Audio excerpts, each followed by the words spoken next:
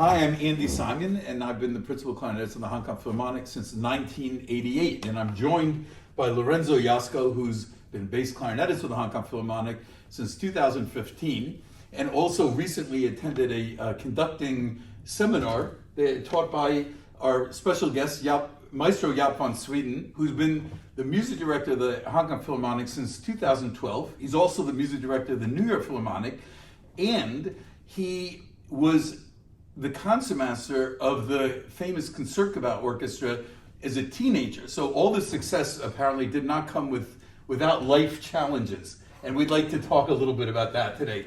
So my first question is, do you have any self-doubt about being a concertmaster of a world-renowned orchestra as a teenager? Was it challenging to contribute to an orchestra where you had members that had performed for 20, 30 years and were conductors, were relying on you to lead the orchestra with almost no experience? And if so, how did you overcome this? Well, thank you first of all for having me here. It's nice to talk to you. And I think the most important thing about going to such a great orchestra as the Royal Concertgebouw Orchestra was that I had already a sort of a relationship with them before. I replaced actually, first of all, a very famous pianist from Italy, Michelangelo Benedetti. He cancelled with the Concertgebouw Orchestra like a few hours before a concert. And they did not know what to do, they could not find a pianist. And so they called me. I was actually in town in Amsterdam at that time, and I think I was 15 or 16 years old, and they called and they said, could you play a violin concerto by Mendelssohn or Brahms or tonight? And I said, yes, I can, and I will do that. So then I played, and that was a concert with Haitink. And right after that concert, they went on tour to, a few days later, they went on tour to Mexico. And they called again and they said, he's still not well. And we actually liked the collaboration very much and we would like you to come with us on tour. So I said, okay, and I played there. And that was not with Haitink because at that time they split.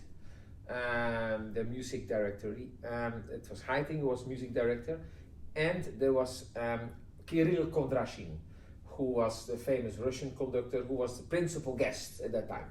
And so I played another concerto with Kondrashin. And right at that time, the concertmaster, the famous concertmaster Herman Krebbers, he hurt himself and could not play anymore. So right after that tour, they called me and they said, could you come for a week to see how it is to be a concertmaster?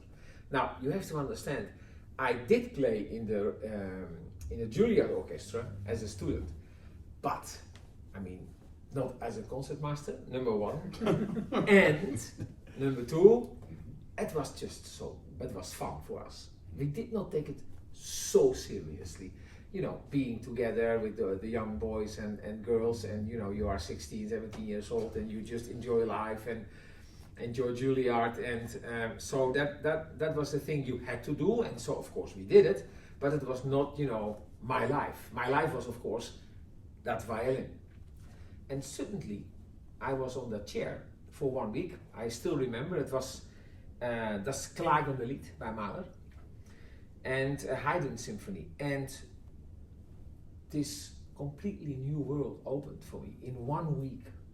And so after 1 week I told myself, wow, there is actually so much more than just violin concertos and Paganini caprices. So then I really started to enjoy that. It went well. And I still remember the first rehearsal. It was Haitink. He said, ladies and gentlemen, Jaap, on trial. On trial. And he, in a way, he was right. I mean, I was on trial. And of course, I made many, many mistakes there. By not standing up if something had to be changed. If a bowing need to be changed, I said to my stand partner, yeah, we changed that. And he said, but you have to stand up, turn around, show them, play for them, all these things. I had to learn. But the playing was good. And so I think told me later, he said, the playing was so strong that he said, we knew you could learn it very fast. And of course, it was a sort of a very interesting time to start that, because as you mentioned, there were people who were there for 25, 35, 40 years. And so they were looking at me with one eye like, he is an incredible talent and we love him to play for us. But the other eye said, do we need a grandchild there? And so, that balance was for them not easy and not for me easy. But at the end, what counted, of course, was the result of how it sounded. And that is what I always remembered. If you have a big talent coming to your orchestra and you know that a lot of things has to be done, it is an investment.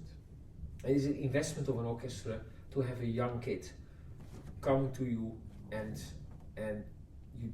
you take that kid with you on your hands and you bring him into the world of being an orchestra member. And that was something what was, I would say, not really done well, because they did not have an experience with a kid of 19, 18 years old. And so what I learned is that if I will have a kid of 18, 19 years old coming to us and have a major position in an orchestra, I would absolutely ask the orchestra to have a sort of a mentor for that kid. And that is also why I think that the kids who are playing with us now and who are going to be with the orchestra, that there are some members who are taking care of these kids. Because it is not only about playing, it is about a style of how to communicate with each other, how to behave on stage, how to live actually as a musician, how to live, what to do, what not to do, and all these things are so important for a young person. At that time, because of that, and because I did not have a mentor, I did make a lot of mistakes. But look, it was a lifetime experience, and to work with people like Scholti and Bernstein and Giulini and all the great masters, it was an incredible joy. And while were you concertmaster, have you seen any unproductive qualities from conductors that you would say, I'm not going to bring that if one day I will be conductor? And on the opposite side, have you seen any very productive qualities of conductors and you say, okay, that's I will bring with me if I would be a conductor? I would say overall, all the conductors, they came on stage with a baggage of a very rich life on the stage, on the podium. So, and every conductor would come with his own world. An interesting example is, for instance, that we did a Rite of Spring with Scholti, and after the concert we went out for dinner.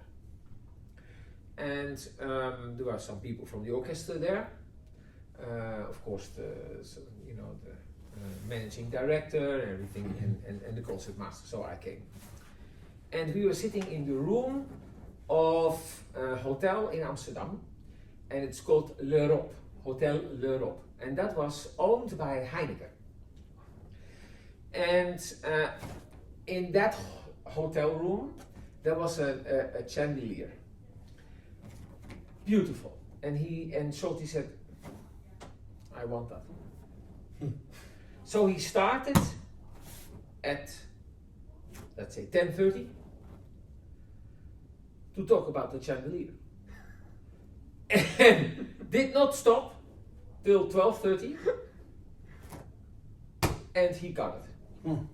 They took it off the ceiling and he said, I want this thing.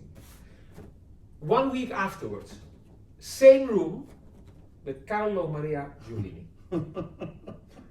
Sit in the room and we start to talk about opening Brahms 4. Up or down.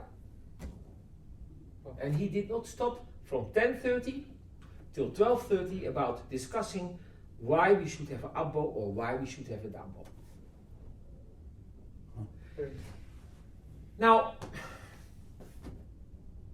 I would say that I don't think that because of this moment, I prefer Giulini above Schulte. It's just that characters are so different. And so all these characters came to Concertgebouw. And one would sometimes have a concert where a conductor would explode of anger, and sometimes they would be the most nice and sweet people in the world. I mean, you have all kinds of moments in with everybody. But of course, I learned from certain conductors enormous amount of things, because that was actually a question. And one of the things I learned is that sometimes if they would ask me something that I think, I would never do that. That I would also take with me. But interesting enough, out of these 18 years I was with this orchestra, only the last year I thought that maybe I could be a conductor myself. For the first 17 years, I was just focused on and I never had one single thought of becoming a conductor myself. Ever. It was only when they asked me to play and conduct. That was a little sort of we cannot find a conductor. Could you please play the Four Seasons, and afterwards can you please do a string symphony? Or can you do, a Mozart or a Haydn symphony, small orchestra? And from there on, I started to build up. And then I took a teacher. I took a teacher who was actually a ballet conductor in Munich, a Dutch guy. And he was really tough. And he let me conduct dry, without piano or without orchestra, of course. And then he would stop me and say, okay, which instrument are you giving, and why, and what is the phrase? And then we talk about phrasing, and he really learned me how to study also for a few years. So, yeah. So another life challenge that's been documented is you had an autistic child. Still yeah. At what age did you know he was autistic, and how was it difficult? I would think the balance of a very demanding job coupled with a very demanding home life was difficult to balance. And what message would you send to parents of special need kids what did you learn from the experience? So, so many things. But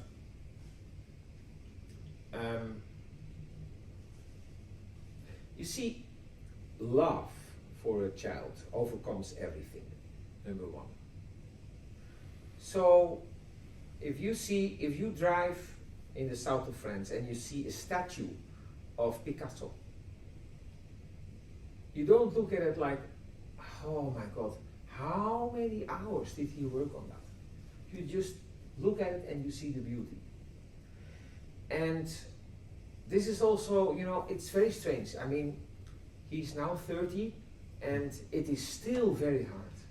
But the beautiful moments are also there and are also fantastic. And so all the difficult moments, they are there, but they are also, they're going away as well. And so, you know, if you love your child, and that is for every parent, I think the same. You live for the beautiful moments, and you don't, you know, if it is hard, that is the cross that you have to bring with you on your shoulder. That's what it is. Cannot escape it, the difficult times. At the same time, I would always embrace every moment. I would not embrace the nice moments and will not embrace the difficult moments, because in the dark moments and in the difficult moments, there is always something that you can learn, and there is always a moment that you know, you have to think about, not about yourself, but about him. How is it for him? And he was, I would say, he did not talk till he was 6 years old. He would not say one word. But we would sing for him children's songs. And he, you know, he loved that. And then so we would sing a song, and then by accident one day my wife forgot one word. And he got really excited, like, finish the song, you know. And so we thought, oh, wait a second, he does understand what we are singing. So then we did sing the same song, but on purpose we forgot one word. And when, you know, so we would sing the song, and then the last word would come, and then we would put, for the last word, our hand in front of our mouth. And he would like take down the hand and please sing it. So we said, look, Benjamin, that's his name. Benjamin, if you would say that word, we will finish the song for you. And after 6 years, finally, after months of trying, he said his first word. And that was the moment. It was a very emotional moment for us. Because then we realized that if we would forget 2 words in the next song, we can have him another. So what we did was we left out 2 words, 3 words, 4 words. And because of the children's songs, he learned to speak in about 3 years. So when he was 9, he started really, he could talk. And this is how he learned to talk. So, you know, with other words, what we learned from this is that music, because it's a song, music was an incredible tool. And as we explored a lot of other things with him as an autistic child, there was one thing that was clear for us. You need to be, with these children, a happy detective. And this is actually also what is important for a conductor, or even when you are a part of an orchestra.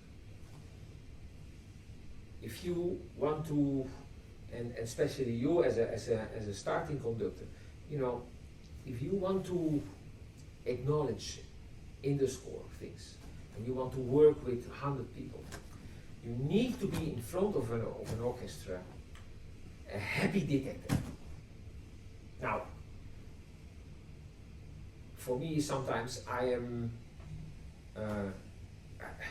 cannot be that all the time, but I really, again, in this period where we lived in the last almost 2 years now, I reinvented that statement for myself, to be a happy detective. So, whatever you ask it with a smile, and be positive, because that is what these children love about it.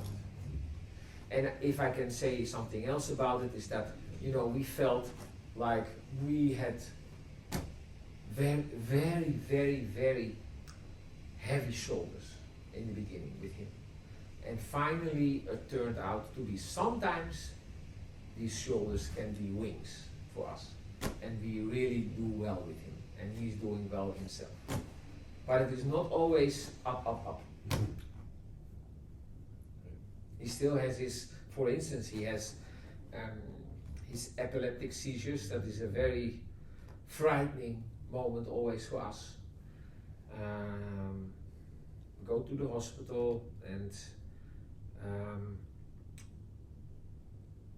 you know, has wounds because of that. He falls down and things like that. It's really yeah, it's not easy, especially for my wife. On the other hand, of course, more than I think 500 young adults are so happy that we started the houses now in the Netherlands, and we are opening more and more houses. So we are very proud of that, and we get a lot of recognition, especially the recognition by parents who need to have our support with their children who has a difficulty. Yeah, for those that don't know, this is the Papageno Foundation that Maestro and his wife created. Yeah. And we are opening 3 more houses in the coming 2 seasons. And so we have they live inside, and we have a restaurant, we have music therapy, we have 34 music therapists working for us, with us. They go to children to their own environment, but also if they want, they can come to our Papageno house. We have a concert hall, all kinds of things, sports, everything. So it's a big success in our country, and it's very nice. And so, you know, if there is one thing I learned from all of this, is that, you know, one day if I'm not alive anymore, it's not what I got in this life, what I take with me, but it's what you can give. That's what you take with you, I think. I'm strongly a believer in that. Wherever we go after this life. That's great. And one other question that we are all very curious about. Can you tell us your childhood when you were kids? Well, I mean, the challenge, you had challenges. As well, if you had any challenge. And also, when you went to New York, I guess you were little. I mean, you were a student. You were 15 years. 15 years, yeah. I mean, I was there. I mean, coming from Amsterdam, okay, big city, but New York is twice as big. Yeah. And also, last question I would like to ask you: when you decide to leave the orchestra to go on and conduct, I mean, was it like automatic, or were you afraid of a big jump? Because that is a big jump. To leave something that you know that is there, and you know. Now, to start with your last question, Yeah. I think to say goodbye to one of the most fantastic jobs in the world, it was not easy. At the same time, I felt like I was a very big bird in a very small cage. I needed to fly out. And you know, I am not born in this life to make a pension. I'm born to make music. And so I thought, if I don't do this, then one day I will look back and say, why did you not do this? Because the biggest risk in life you can take is not to take a risk. Because, you know, for what reason are you on this world? What can happen? At the same time, you know, it is not that you are just a musician somewhere and then you start to conduct. No, I was the concert master. I mean, I gave away a lot. But you know, it was fine. No problem. And no guts, no glory. It's, you know, that's what you hear. No pain, no gain. And so it was not easy the first 3 seasons, to be honest. But you know, we all decided to do this as a family, as a, you know, my wife. I told my children, and they were okay, whatever you want, you know, as you understand, children. So, but that was my father was actually, so to say, having a very hard time with this, because he thought I'm perfect on that chair, and I don't blame him. I understand. You know, I have children myself. Grown-up children, and I'm, you know, you're always happy that that they get a sort of an, you know, a job and a secured life. That is always wonderful. But that's always also the fear of parents.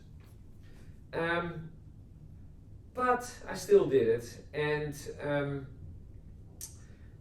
so you know, it went as it went. Now going back to my childhood, going back to New York, that was a very hard time. Mm-hmm. And I was actually remembered on that being 14 days in this little room here, being on quarantine and being alone and not be able to see anybody, not to have a talk with anybody. And I thought, if I could do this when I was 15, why can I not do it now? Mm-hmm. Yeah, so that was an easy bridge for me to take.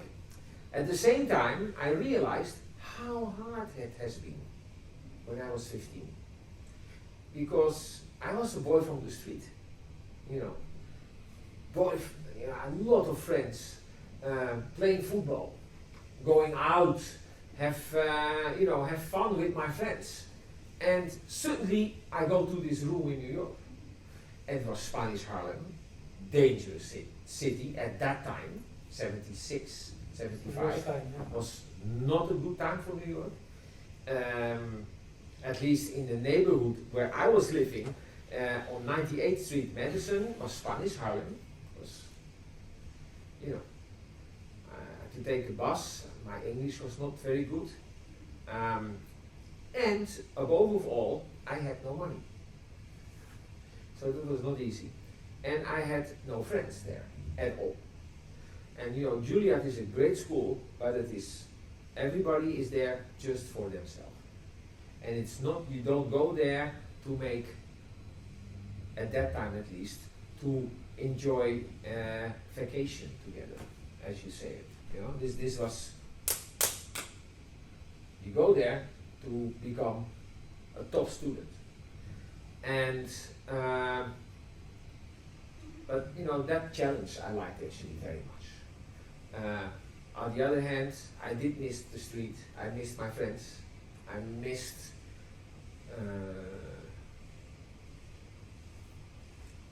you know, Dutch television. Going to my favorite soccer team, Ajax. I missed all hundreds and thousands of things. But there was one thing coming in place of that, and that I learned so much from the other students. I learned from my teacher, and I learned from my other students. And I learned also one other thing, and that is, what is the difference between being alone and being lonely? And I really experienced that if you don't accept that you are alone, then you get lonely. By the way, they say even you can be with people, you can have a family and be lonely. So it works the other way too. That is even worse. Yeah. Oh, yeah. That is even worse. Yeah. But this was, of course, we are just now talking about Yes. being Yeah. on yourself. Yeah. It's good to grow as well. I mean, that's so important because No, I know that, but I would have been. It would have been nice if I would have been 20 or 21. Mm-hmm. Too early. I told my wife how good my children would be with any instrument or whatever they do. I will not let them go out before 19. Uh-huh. No.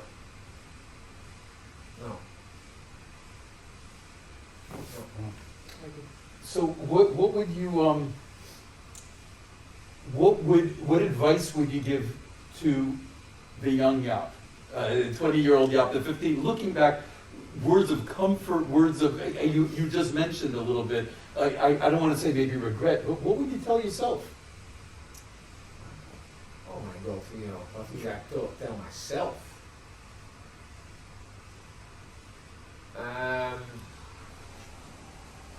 I would tell myself that although we think we have a choice in life, I don't think there is a choice. Everything goes as it goes. And to a certain amount you have a choice, but then the big picture, it goes as it goes. And I would advise myself not to fight against the big picture in life. Go with the flow.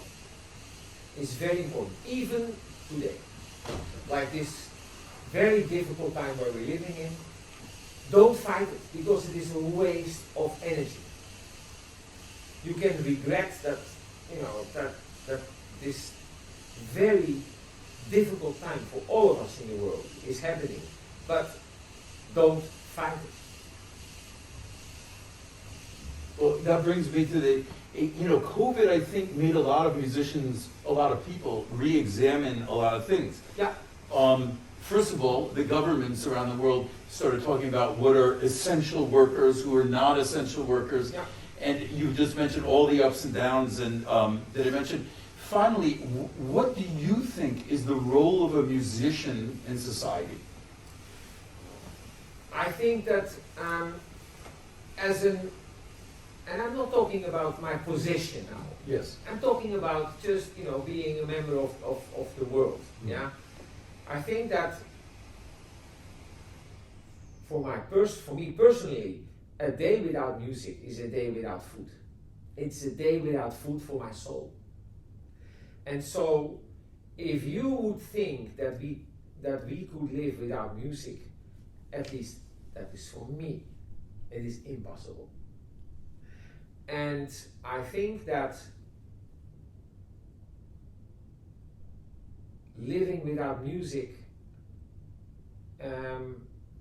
is such for me a poor life that if I hear what you say, that society says what is essential and what is not essential, that certain countries do understand that music is so important for us because it heals, it brings us together, it makes us more social.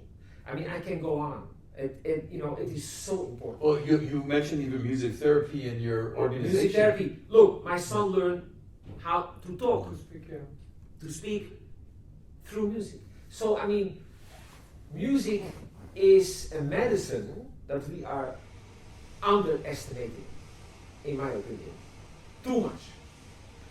And so it's not. I'm not trying to sell my world to the.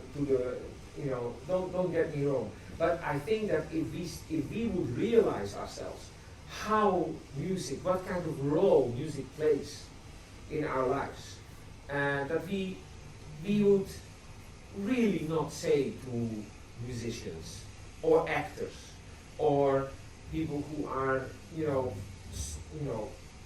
connecting with art that they are not important. They are important. Look, let me tell you this.